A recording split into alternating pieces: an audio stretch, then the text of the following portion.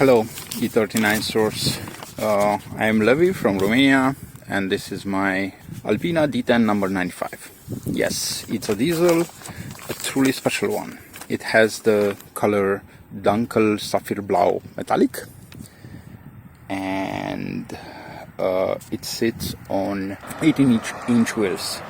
It was first registered in 2002, and when I got it, it had a bit shy of 300,000 kilometers. I bought the car on June 1st, 2016, and from Mannheim, Germany. It came with a complete set of winter wheels, beside the staggered summer ones that I have on the car currently. Well, on my way back, I put two of those wheels on the rear seat and the other two in the trunk. And whatever was left in the trunk, I filled with beer. By the way, I was stopped by an unmarked police car on the Autobahn for a routine check. And, well, try to imagine these guys as being casual dressed, but with a big gun on their hips, which is unusual for Europe. Polite, but dead serious and iron-faced. And they really command respect. After they finished checking my papers, I was a owner since literally just an hour or two ago. They wanted to take a peek in the trunk as well. And I swear that's the first time in my life when I saw one of these guys smiling. Paulaner, eh? So, the rest I'll try to read so that I don't forget anything. It's a lot. I would like to recap everything that I did, all the problems that I had with the car, everything I did to it, so that I can follow up with later videos with the progress. The issues, well, those that were immediately apparent were that most of the buttons on the Klima computer were broken, like a corner or half of the button was missing. The roof was not closing once opened. It was leaking coolant and windshield washer fluid, and the armrests were really badly worn. So I had to address at least these. On the way back, I called Alpina. As I was passing by München, the Alpina factory is in Buchloe, which is 50 kilometers from München. And imagine my surprise when the operator was asking what car do I have, and I was repeating Alpina D10 to finally realize that she was asking which of the Alpina D10s to patch me to the correct consultant for the specific car. I finally got it right.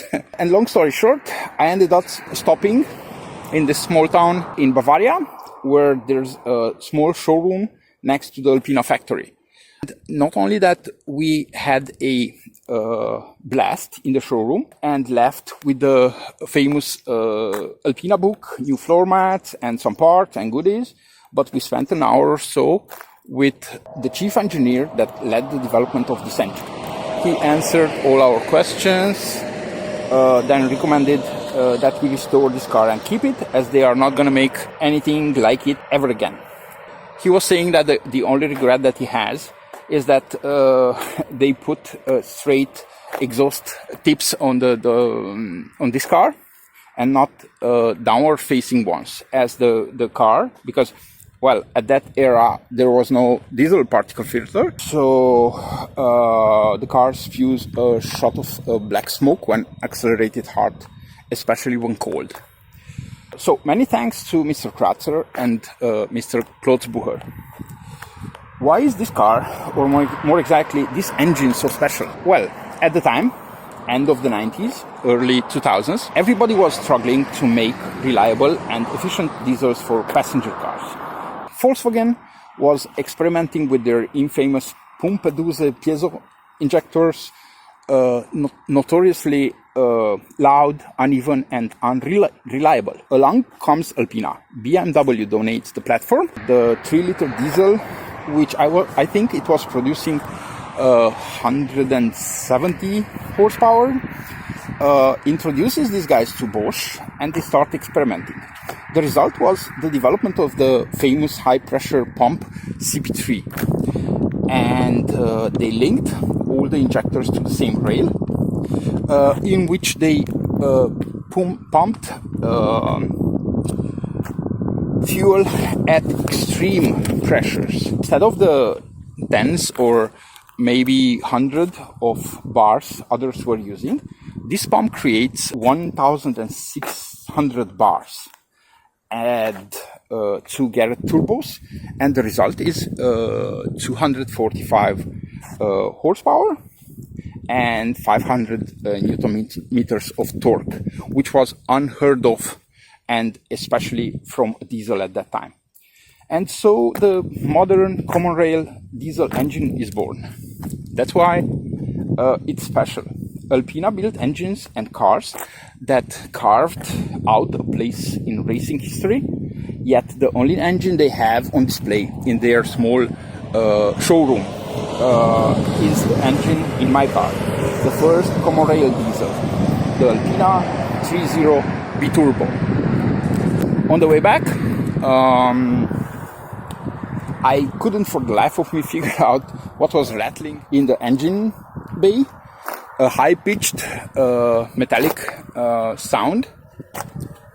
Yeah, this is the D10 Biturbo. A high-pitched metallic sound. Turns out that someone left a 13-14 wrench on the top of the radiator under the plastic cover, so it was not visible, and I had no idea what was rattling. So after I got the car home, I started the restoration. I will try to recap the problems and what I had to address. So, issues. The radiator was not mounted to its place, was kind of dangling, so I had to fix that. I had to replace the main engine fan coupling. The water pump was shot. The secondary electric water pump was also broken. I had to replace the belt that drives the water pump and the clima compressor, including guides, tensioners. One of the exhaust manifolds was cracked. There are 2 identical ones, one for each of 3 cylinders. So I had that welded at the time. The turbos had some lag, so I sent them to be rebuilt at Garrett. The car had 6 different injectors, so basically no 2 were the same. 2 Land Rover part numbers, but different ones. One 520, one 525, and one 530, I think.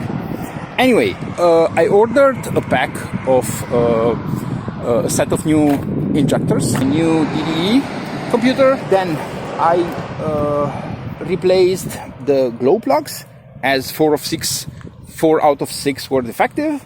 The cover of the engine computer had all its clamps broken off. Apparently the rubber seal was too expensive for the previous owner, so it was put back without any seal and without making sure whether water cannot get in. So I had to order a new one. Replace the thermostat, replace the mass airflow sensor, the cylinder head gasket. Basically, the cylinder head was not put back correctly. Whoever worked on the car cheapened out on the gasket and instead glued the head back with silicone. So I had to correct that too. And then we found a hairline crack in the crankcase. Oops, this is the point where I had to stop and decide whether or not I want to continue pouring money and resources. So after some deliberation, I decided to continue, and I ordered a crankcase from Alpina. I have an Alpina parts catalog for this car. when you need a part, you first look in there. If the part is there, then it's a custom Alpina part and you have to get it from Alpina. If not, then it's a standard BMW part and you can order it from your local BMW dealer. I sent the cylinder head to be straightened out. The chain tensioner arm inside the engine was extended to the max. So we changed all the chains. There are 3 chains in this engine. New guides, new timing sprocket, again an Alpina part. But what is really disturbing is that the bolt keeping the tensioner arm in place was completely unscrewed. Basically, I don't know how I made it home, as on the Autobahn, at times I was going in excess of 200 kilometers per hour, but I made it home. Anyway, with the engine taken apart, we replaced everything that needed addressing.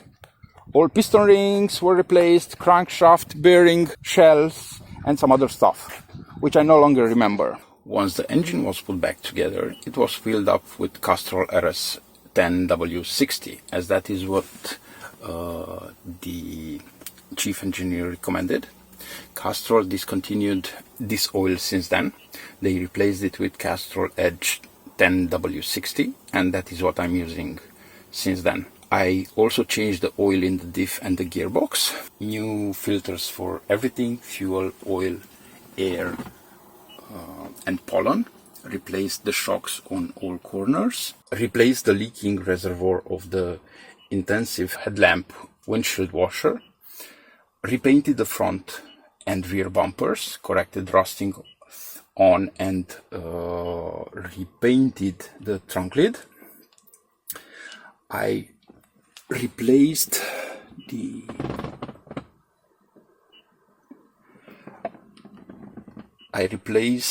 the license plate lights, as these are the cause for the trunk lid rusting. And I replaced some PDC sensors, 2 in the front and 1 in the rear. Finally, I replaced the front fog lights because the glass was already opaque and the mounts were broken off.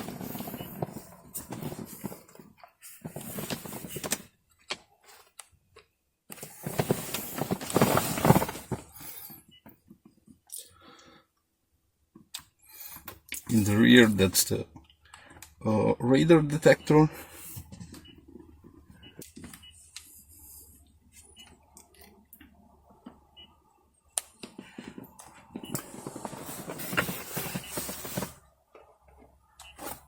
I don't know if you can see it, but since 2017 I'm using this wallet. Yeah, it's an Alpina wallet. I got it from Buchloe.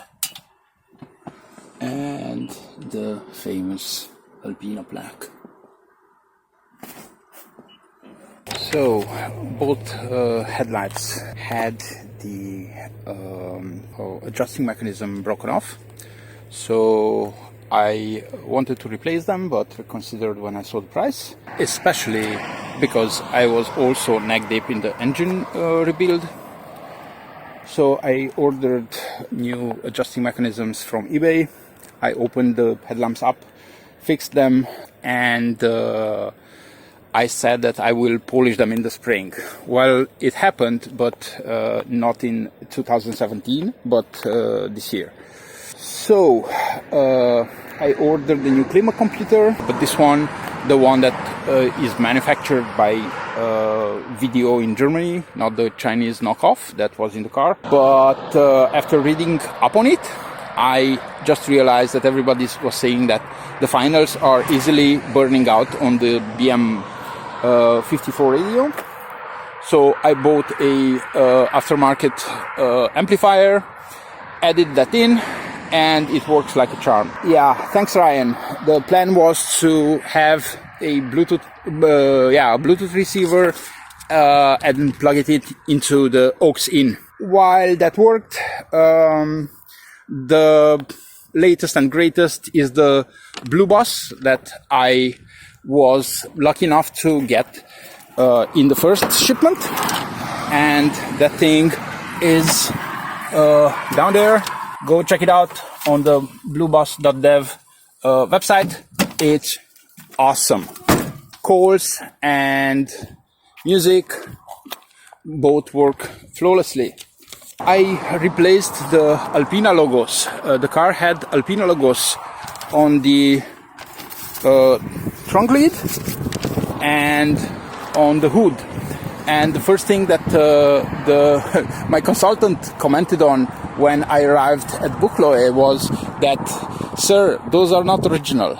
And the reason is that BMW is offering the warranty on the bodywork, so they left it with the original emblems on the wheels, and on the steering wheel it has Alpina badges, but not on the front. By the way, wheels, you will see so-called Alpina wheels on a lot of cars in the city. These wheels have the valve under this central metallic cover with a key, and if you see a valve anywhere on the rim, that's a Chinese or cheap knockoff. The Alpina wheels, starting with the 70s, I think. So basically in the Alpina showroom in Buchloe, they have, I think, 10 wheels sectioned so that you can see that 2 of the spokes are drilled longitudinally, and that's how you inflate your tires. But those are like that since a long time ago.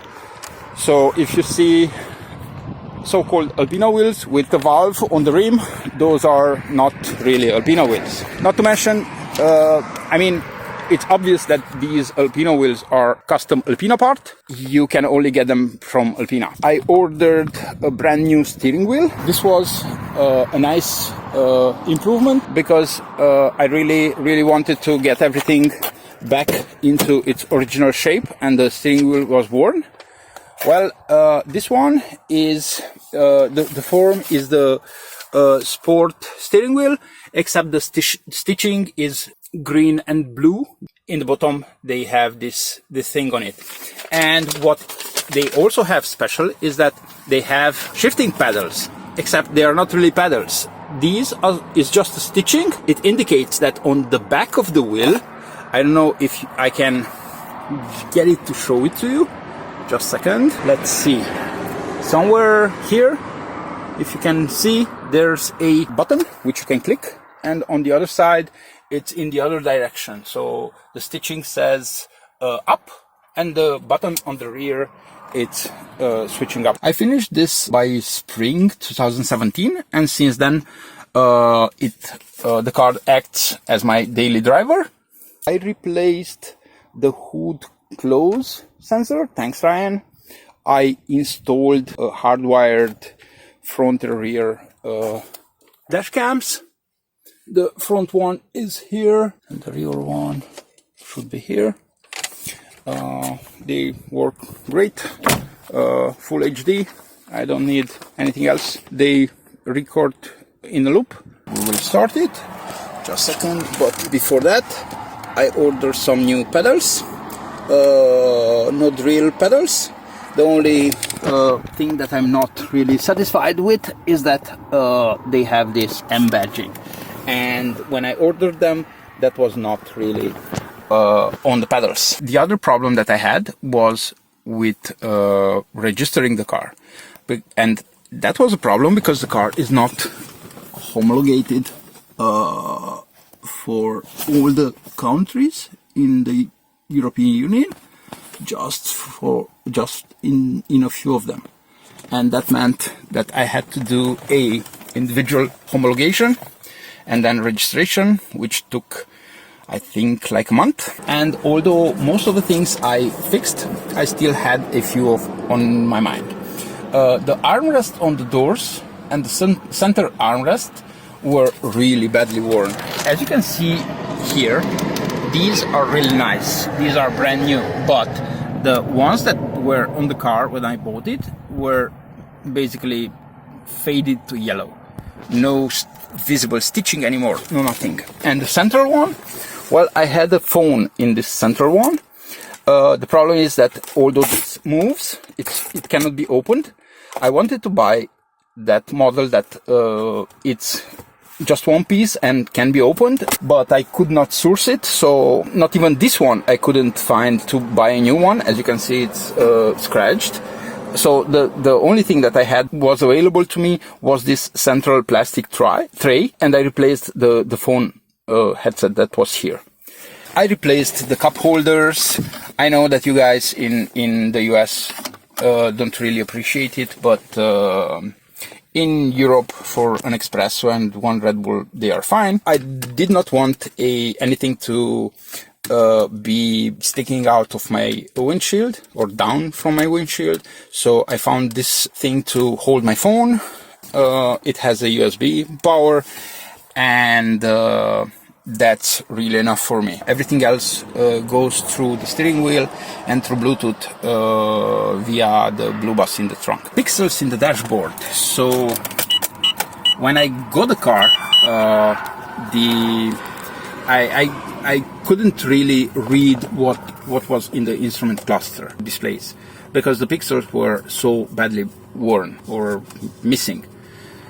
So I could order a ribbon cable and do the repair myself, but that meant drilling some really risky holes. So I found a company in Hungary that was willing to do the repair and offer a lifetime warranty. So I took out the instrument cluster, sent it to Hungary. I took off the armrests, sent them to, and in the meantime I changed the windshield. It was that metallic glazed or layered windshield from the factory, and my radar detector was not seeing anything through it. So I replaced it with a regular windshield, and when I took the windshield off, I used that opportunity to also take out the roof and repair the roof. Well, I paid for the armrests in April. And Alpina, the only opening that they found to do my armrest was in middle of August. So I had to delay this second work session on the car, and in August we did everything that was left. By the way, the funny thing, the company in Hungary that repaired my instrument cluster, the name is Pixel Fix.